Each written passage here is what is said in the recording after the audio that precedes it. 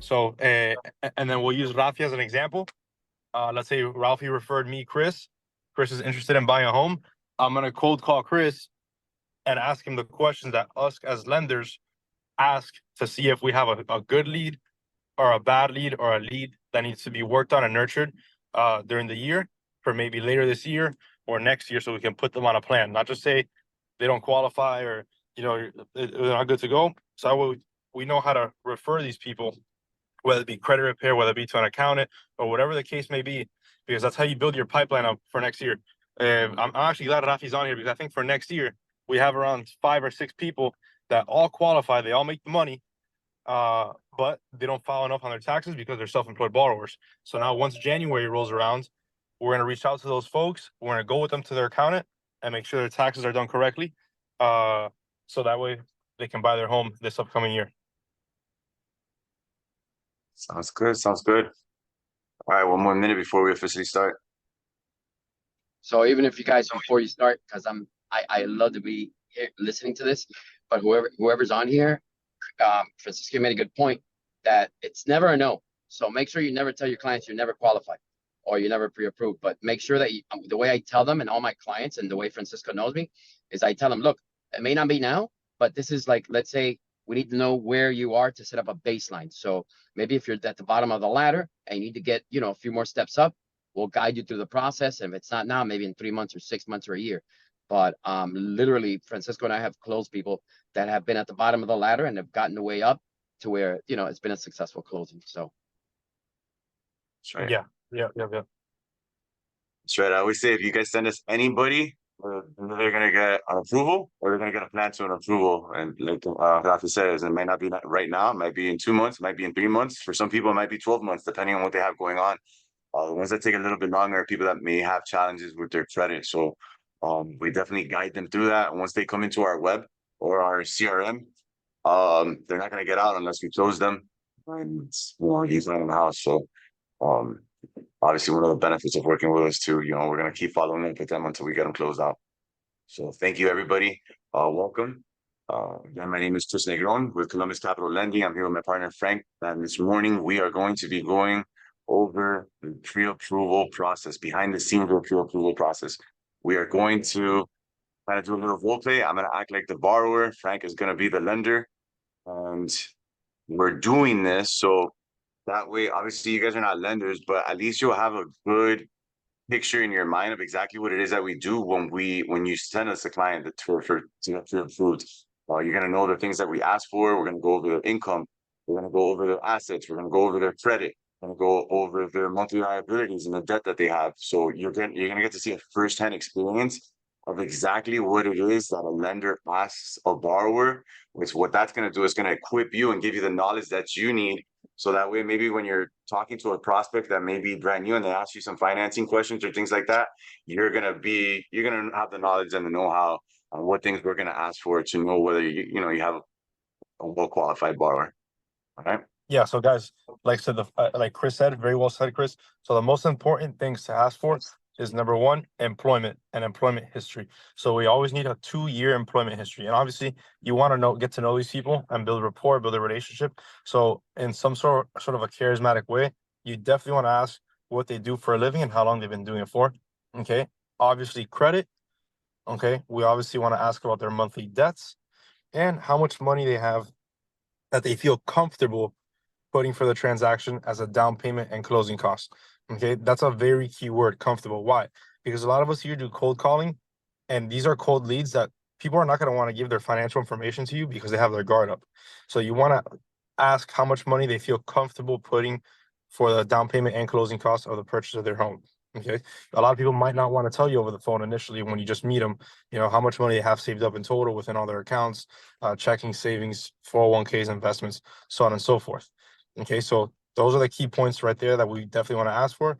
Number one is employment and employment history, how long they've done it for. We always need a 2-year employment history. Okay, credit. And then number 3 is assets. Okay, money. All right, so I'm going to pretend to be a loan officer. Chris is going to be a buyer. We're going to use Rafi as an example. The lead source came from Rafi. Ring ring. Hello. Hi, good morning with Chris. Yes, this is Chris. How can I help you? Hey, Chris, my name is Frank Pugliese. Rafael La Torre, your realtor, asked me to give you a call in reference to helping you finance the purchase of your home. Oh, hey Frank, how are you? Yes, Rafa told me you would be reaching out. Thanks for the call. Doing good, and yourself? Good, good, good. Good, thanks for Okay, the call. talk to me. How can I be of help to you?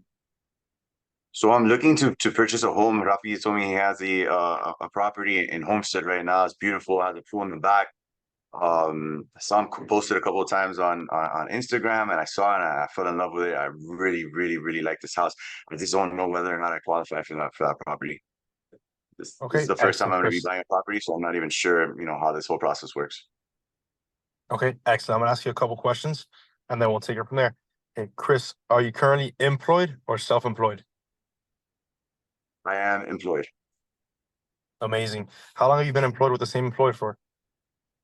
I've been with my company now for about 10 years. Excellent. So does your company pay you, Chris, on an hourly rate or salary? I'm on an annual salary. What's your annual salary?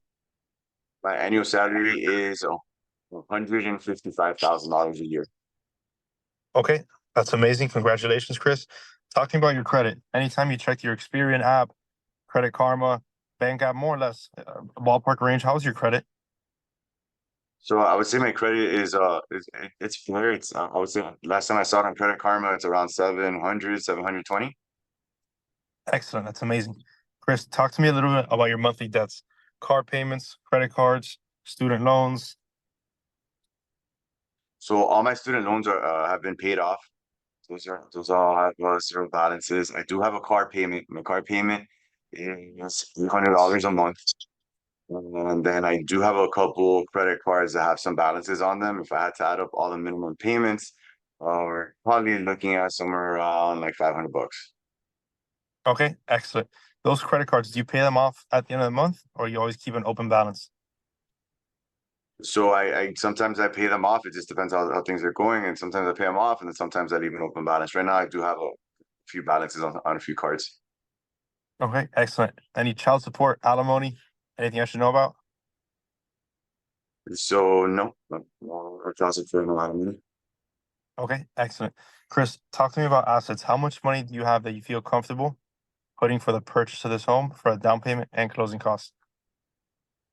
So right now, I have about $65,000 saved up for this transaction. Okay, perfect. And Rafi had mentioned to me that you're purchasing this as a primary with 5% down, correct? Correct. Okay, perfect. Yeah, based on what you're telling me, Chris, I do believe that we're gonna be able to make this happen for you. Rafi's gonna start a group chat in between you and I, and in that group chat, I'm going to send you a needs list of documents. As soon as you can, gather up all those documents, and you can either email them to me or come into my office, and then we can have your pre-approval completed within 24 hours. Perfect. Sounds good. Are you going to be doing a hard pull on my credit, or can you do a soft pull? Yeah, we can commence with a soft pull, but definitely for the final approval for the what's called the desktop underwriting approval, or once we're on contract, we are going to need to do a hard pull on your credit. It is very important that you know it is not going to affect your credit score, but it is going to leave an inquiry on your credit. Okay. All right, cool, cool. Do you have to have my tax return? Somebody told me if I'm W-2, you could just qualify me with the W-2s Yeah, we can and my pay go stubs. only based off of your W-2s and your pay stubs. We do not need your tax returns. That is correct. Awesome, awesome, perfect. Thank you so much, Frank. And then as soon as I get all these Yes. documents put together, I can put them in an email for you, and I'll just shoot them straight to your email. Yep, that'll work perfectly. Or you can upload them over to our Columbus Capital portal. All right, Frank. Thanks so much, man. I really appreciate the call. I'm gonna get these documents to you ASAP, and I'll send them right over so we can start the process.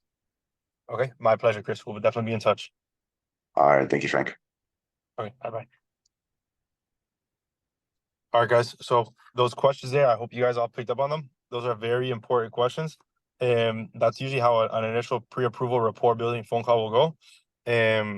So it's very important that you guys pick up on those questions and know, obviously, you don't have to know exact intricacy of the detail that we do, but it's obviously very important that you guys know what you guys are looking for. To add more tools to your tool shed as a realtor. I'm reading Any what questions? Angela wrote there in the comments, and I like that. I like that that little Hey thing that you guys. use. Yeah. I like Yeah. that you tell them that if they're gonna purchase cash, kind of like to break the ice. I think that's a really, really good suggestion instead of asking them, are you ready to approve? Because you're right, especially when it's a cold call or a lead that you're getting from one of these platforms, you really don't know what you're gonna get or who you're talking to on the other side. So yeah, I like that. You ask them if they're gonna be purchasing a cash and you're assuming that they have a lot of money. So I'm sure they really Yeah, like that. yeah, correct. Because I would hear it, people get offended because Right. sometimes they'll be like, "Oh, what, you think I don't qualify for the house?"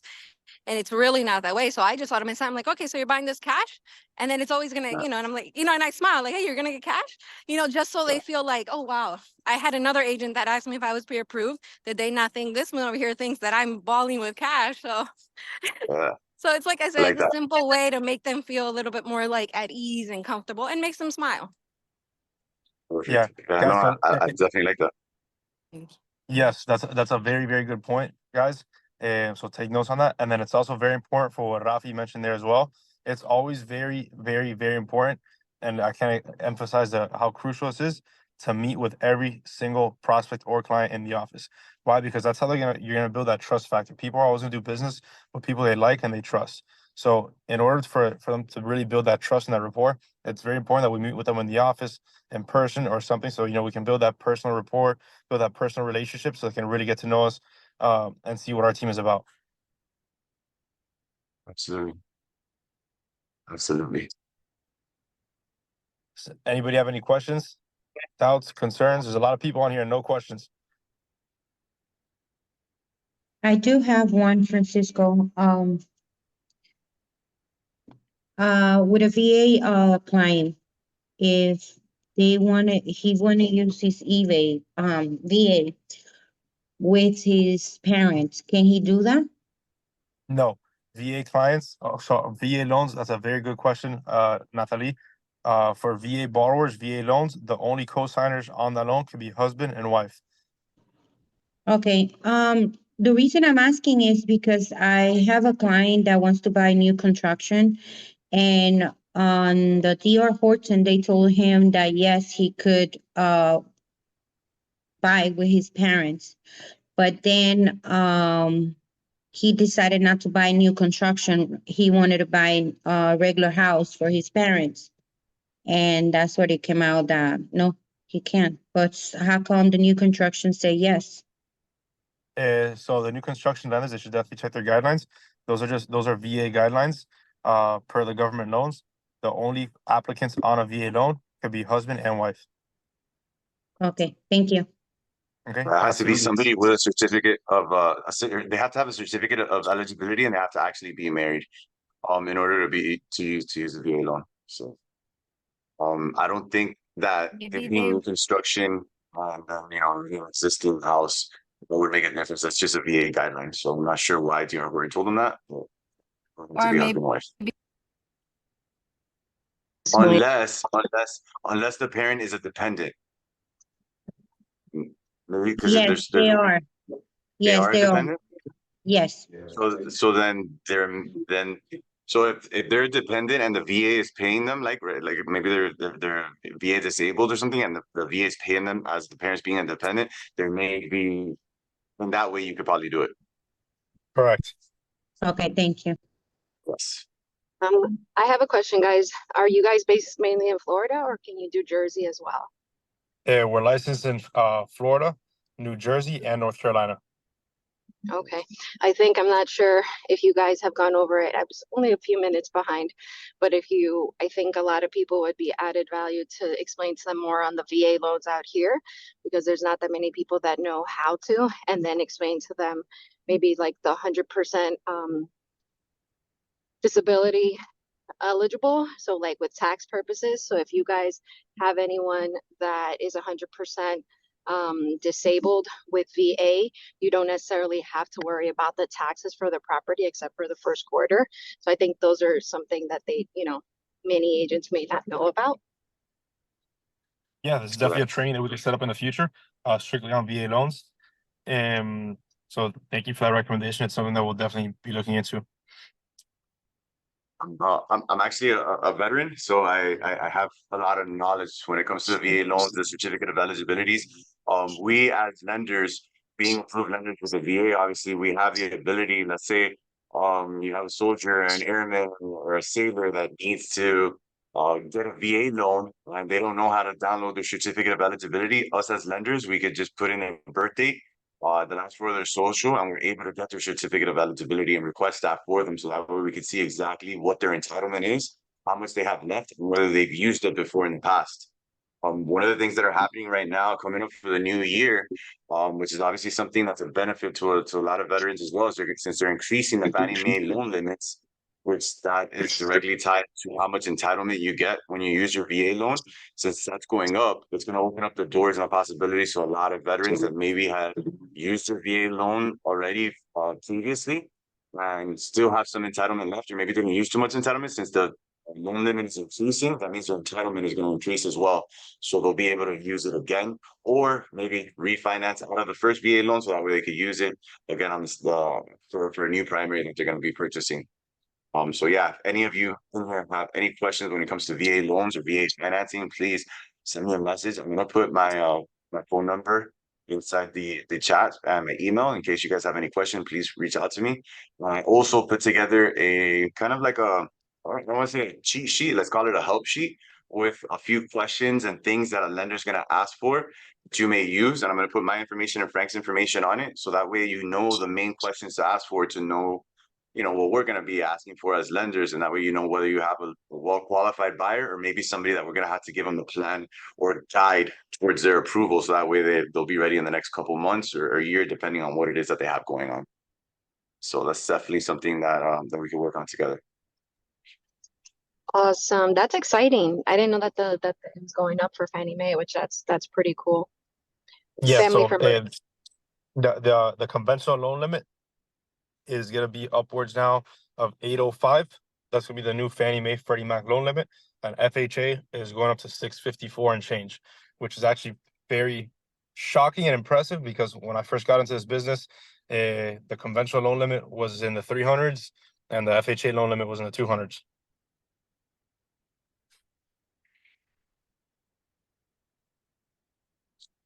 Any other questions? Any scenarios you guys want to give us? I don't want to just stop the training. I want to add value to you guys. So if there's any questions that you may So, have, or anything that you may not be sure of on the lending so, side. So Rafi just asked us to talk about closing costs, and so it's very important that we also know, especially on the inside of a pre-approval, how much is needed for a first-time home buyer to be able to qualify for a property. Okay, for a first-time home buyer for an FHA purchase, okay, we're gonna need around 8.5% in total. Okay, your down payment is gonna be 3.5% as an FHA first-time home buyer, and then your closing costs generically are gonna be within 4.5 to 5%. Okay, your closing costs are going to include your title fees, your government fees, your escrow account, which is going to collect your taxes and your insurance, okay, and your lender fees.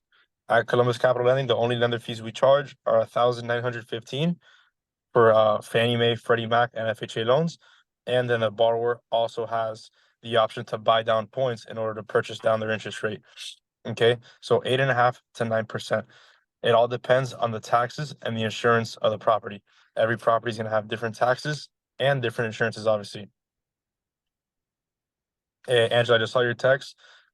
Is it true that I-10 loans are going away? No, it is not true. So far, we still have the I-10 loan product at a 15 to 20% down. So for an I-10 loan, all we need is a borrower with an I-10 number, a credit score that qualifies, and the last 2 years of tax returns. I have a question, Francisco. Yes. What is the reserve prepaid cost? The reserves deposited with lender. My client is buying a property right now, and they asked her for $6,000 to hold In the reserve, lender. in reserves prepaids. So what that is that's your escrow account setup. Okay, so your escrow account is going to collect your taxes and your insurances up front. So remember, when you make your monthly payment, you're paying principal, interest, taxes, and insurance. So your reserve prepaid account is your escrow account, which is like a savings account that has upfront taxes and upfront insurances collected in that account.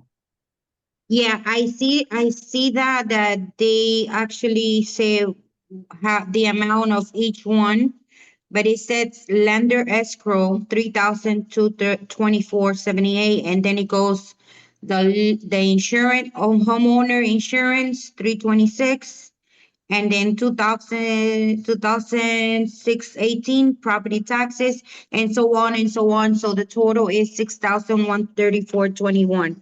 So she must have that, she must do that, or, I mean, my client refused to put that money down because they told her she might not get it back.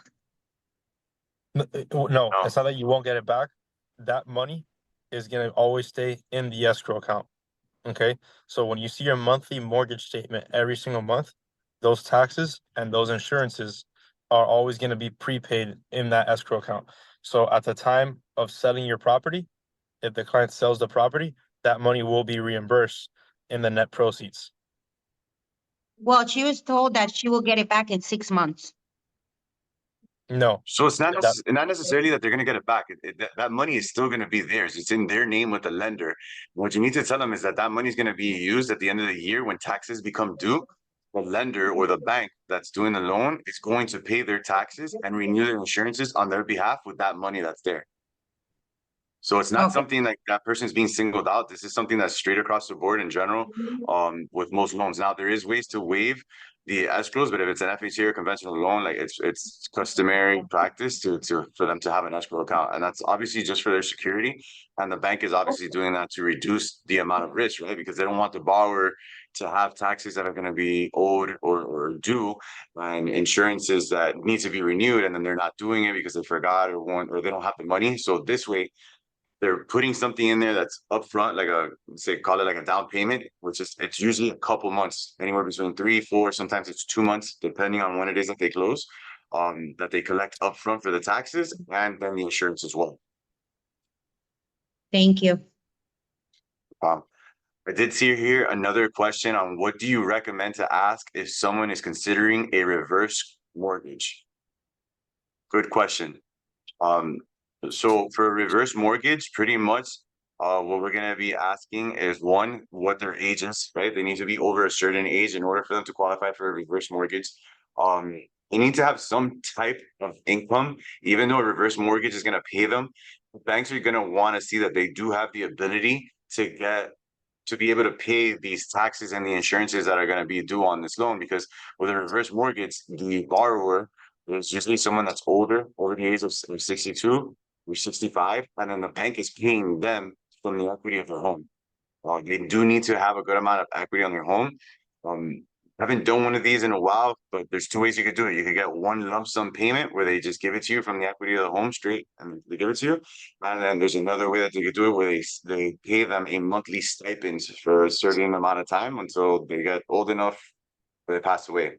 At the end of that person's life and that property is there, that property obviously could get refinanced by one of their family members. So that way they could assume the home or the property and take over that loan and then pay back the money that was paid to them in the reverse mortgage. So the reason I ask on that one is because I have a lot of older clients that I go to listing appointments, right? And obviously Okay. the goal is just not to sell their house. But a few of them have been asking me like, well, what's the possibility of reverse mortgage, which is still a little bit newer to me. But that's what I'm wondering, like, my concern is, as crazy as it sounds, is like, what if they outlast longer than the projected life? Like, what would be like, I don't know, I'm just trying to do the best thing for them. So that's why I was curious to find out if it's better for them to sell or then just get a reverse mortgage, and if they don't have anybody else to take care of them. So when it comes to the reverse mortgages, obviously we're going to look at all those things and we're going to look at their expenses and make sure that they have enough equity. If they don't have enough equity on the property that's going to last them, to a certain age, we're going to look to make sure that that's going to be able to cover all their expenses and all these things. And then those specific lenders, because we broker those loans out, they're going to give us like all their guidelines and tell us what to look for. But the things that we're going to ask for is pretty much going to take a 1003, a loan application, look at any income that they do have. Usually they have Social Security income. Sometimes they have disability income that we could use, and that way we know that they have the ability to pay. These types of loans have gotten a lot more stricter than they did. There used to be, I forgot what they call it. It was like the golden age of reverse mortgages, where pretty much all you needed was a social security number, a heartbeat, and I forgot what else. It was like a third thing that was very, very easy. And what was happening is they were giving a lot of older people these reverse mortgages. They were taking out all the money from their properties. But one of the things that they were doing is, one, they were spending all the money, and two, they weren't paying the taxes or insurances on the property. So that caused a big hassle in the reverse mortgage industry midst, because what was happening is older people were getting their homes taken away from them, paying the taxes and then having the properties insured. But God forbid something happened and they didn't have insurance on the property. So they have gotten a lot more strict on the guidelines with these types of loans. But they are still a possibility, and obviously every single scenario is different. Okay, thank you. All right. Yeah, guys. So Rafa also mentioned a very, very good point there. Talk about let me read the question again. Payment scenarios Also- with new assessed taxes. Yes. So also very, very important. Okay. This is something that we'll do a training on, is how to use the property tax estimator. So this is also very important. A lot of times when you're dealing with lenders, they're gonna put on their monthly payment, they're gonna put the taxes from the seller's property tax bill, excuse me, from the previous year. Okay. Why is it so important to know how to read and analyze loan estimates and how to use these tools? Because you're here to protect and represent your client and making sure that everything is being taken care of them for their full and best interest. Okay. So next year, if the lender uses the seller's previous tax bill, that when the property reassesses, their taxes are going to go up to the new assessed value of that property.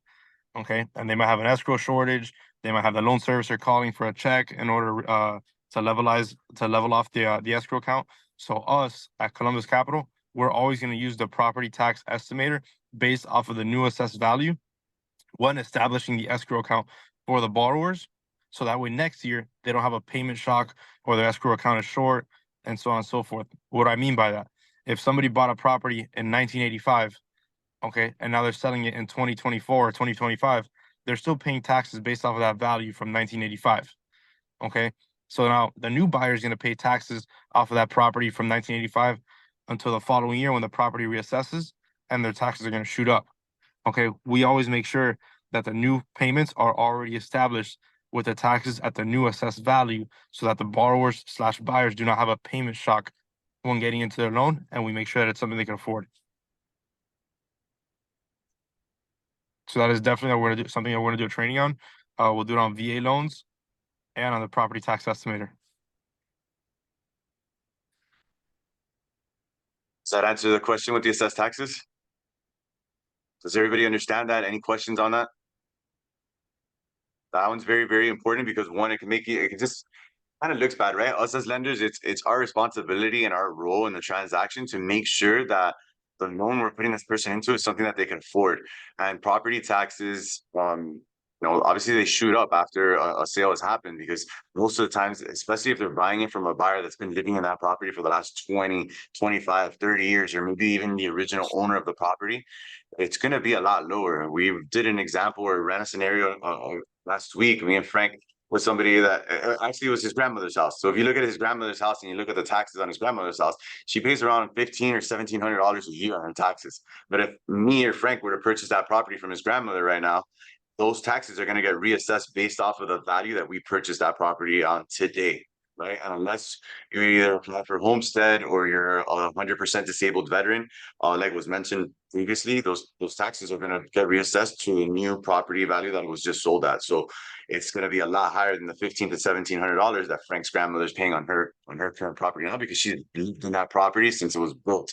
Back in the 50s, the property was built. So you always want to look at that, because we don't want them to have that payment shock when taxes get reassessed the following year in November, and now their escrow payment is going to go up. If there was a shortage, which there probably was a shortage because they were going based off of that $1,500 to $1,700 a year, depending on what loan product we use, then now they're going to be negative on their escrow. Their taxes are going to go up, and they're just going to be really upset. And they're either going to be calling you, or they're going to be calling us saying, "Hey, look, my payment went up by a lot." So us as lenders, at least here at Columbus Capital, you could always feel comfortable that we are going to let them know and make sure that they are aware this is going to happen. It's going to take place next year. So that way they know to prepare for it and to be ready for it, and to, keep an eye on their escrow account once that new tax amount gets reassessed. And Luis, to answer your question, no, that is not standard practice. It is not guidelines that you have to use the property tax estimator, but obviously it is ethical practice to make sure that the borrower/buyers can truly afford the home that they're buying. Thank you for that. Absolutely. Francisco, I have another question regarding, I have a habit of vetting buyers, lenders.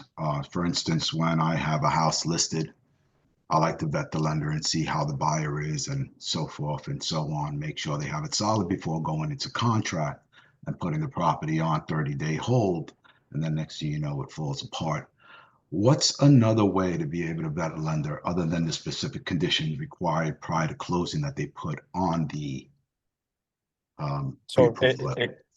if you would like, the next time that you have a listing and you receive an offer, just reach out to me and we'll vet them together, and I'll teach you exactly what you need to look for. We'll ask for the DU, for all the pages of the DU, and we'll go over the DU together, and we'll ask the proper questions necessary to make sure that this borrower has been fully pre-approved and the lender has indeed done their due diligence to make sure that this is a fully qualified borrower, whether maybe it's a non-QM loan, a bank statement loan that there is no DU associated with. And we need to make sure that, the bank statement income has indeed been calculated, assets have been verified, and expense ratio has been used. So next time you have a listing, just reach out to me, and I would love to help you vet the borrower/buyer that's putting an offer in. Appreciate that. Thank you very much, Francisco. Absolutely. All right, so Dalen just asked a very good question too. What is the process for a self-employed borrower who is looking for their first home? Okay, so a self-employed borrower has to have a 2-year employment history in the same line of work. Okay, keyword 2-year employment history in the same line of work. Okay, they do not need 2 years of taxes as a self-employed borrower, because FHA allows you to only qualify with 1 years of taxes as long as previously you were employed in the same line of work. What I mean by this? Let's say I worked for Bob's Plumbing, okay, for 2 years, and then now I want to go and I start Frank's Plumbing. Frank's Plumbing only has 1 year of taxes, but I have a history with Bob's Plumbing in the same line of work, so we can qualify with just 1 year of taxes.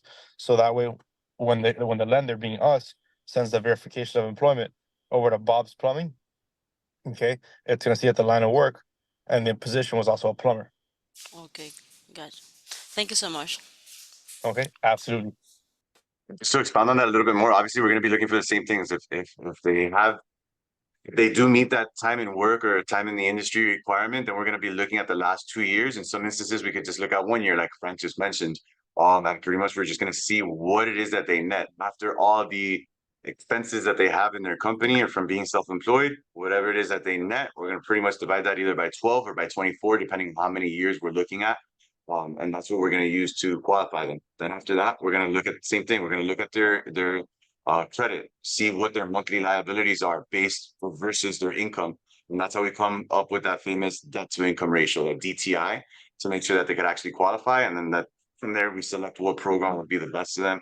And we'll run a couple of different scenarios, offer them an estimate so that way they know how much money it is that they need to have saved up in order to move forward with the transaction that they're trying to purchase.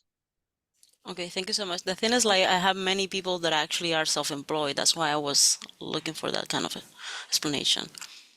Yeah. So one of the things that we are known for as Columbus Capital Lending is we are known to be specialists when it comes with self-employed borrowers. We have a lot of experience on our team, our underwriters and our processing staff. Have a lot of experience dealing with self-employed borrowers. So like we said in the beginning of this phone call, send us everybody, especially right now. It's a vital time, because what's going to happen next month? Yeah, it's a new year, right? Everybody's going to start preparing to do their taxes before they go file their taxes. Very important. Before they actually file the taxes, if you're already working with us as your lender, make sure that you communicate with them and let them know any self-employed borrowers that maybe weren't ready last year. Let's start talking to them now. Let's start getting them prepared. Let's make sure that before they file the taxes, they're sending us a draft to make sure that we can confirm that they're going to be able to qualify for what they want to purchase. I know Frank can attest to this. You guys could get a lot of deals from just reaching out to your past borrowers or self-employed borrowers and may have not qualified due to their taxes. If we prepare them now, they file their taxes in, at the end of January or February, and we're able to catch them before they actually file, you guys could get a bunch of deals from those past borrowers. So please send them to us so that way we can look at everything and prepare them for when they do their taxes. There's no issues with their taxes and they qualify for what they want to purchase. Yes, very well said, Chris. Guys, and I also want to finish this off on a strong note. Just so you guys know, and a lot of you know, especially if you already work with us and myself, we are here 7 days a week. Okay, Sunday to Sunday, around the clock. And the best time to meet with clients is obviously on the weekend when the clients have that time or that leeway in order to meet in the office. Come in Saturday, whether it be Saturday morning, Sunday morning, whatever it may be. We're always here to be of help. We're always available on the phone. You can call anybody on my team 7 days a week, and I guarantee you they will answer right away. One of the things, so Rafi had asked to kind of just go over the level of communication that we have with our clients and the agents. Obviously, communication is such a big thing, right, in our industry. Especially for us as lenders, right? We have so many vital moving parts that are going on at the same time. And it's so important for us to make sure that one, you're kept up to speed and you know exactly what's going to be happening throughout the process. Because when there's a lot of silence, you really don't know what's going on. Obviously, this can cause anxieties for you as a realtor and also for the borrowers. So we are very, very big on communication. Whether you send them to us for a pre-approval or you send them to us because they've already gotten a contract accepted, once they go into our web or CRM, there's no way for them to really get out unless they tell us to just stop calling them and saying they don't want to work with us anymore, which doesn't happen if they're serious about purchasing a home. We're going to be following up with them. I could attest, I see Frank doing it almost every Sunday. He gets on there and he's following up with every single person that's been sent to him throughout the entire year, just to make sure that they're still on track and that we're guiding them and keeping them on the right track to be able to achieve what you guys referred them to us for. So we're very, very big when it comes to communication throughout the loan process. If you already have an accepted contract, I can tell you that I have a 6-touch system. I think Frank has the same one, or even 5 or 6 touches. You're going to know as soon as we have taken the application. You're going to know as soon as the appraisal has been ordered. You're going to know as soon as the appraisal has been received. You're going to know when the file has been sent to underwriting. You're going to know when the file has obtained an approval or a conditional approval. We're going to let you know every step throughout the process so that way you're informed, and we also maintain the listing age. We maintain communications with both sides as well as the title company. So that way everybody that's involved in the transaction knows exactly what's going on with the loan at all times. And of course, we'll always answer our phones. If you have any questions throughout the transaction, you can always call us and we'll clear anything up for you. And yes, Angela, that is a great tip. That's usually what we suggest to all of our realtor partners that we work with. A group text is always good because obviously everybody maintains a communication. So if there's ever any questions there and everybody's up to speed at the same time and sees exactly what's going on. So group texts are awesome. We also could do it through email threads as well and see everybody that's involved in the transaction, just so everybody to speed and knows exactly what's going on. Yeah, so Any other absolutely. questions? But thanks, Al. Yeah, so guys, I both Chris and my information are both there. So please reach out to us. However, we can be of help. We're always here for you guys. Just feel free to give us a call or a text at any time. Thank you, Please use it. guys. Thank you.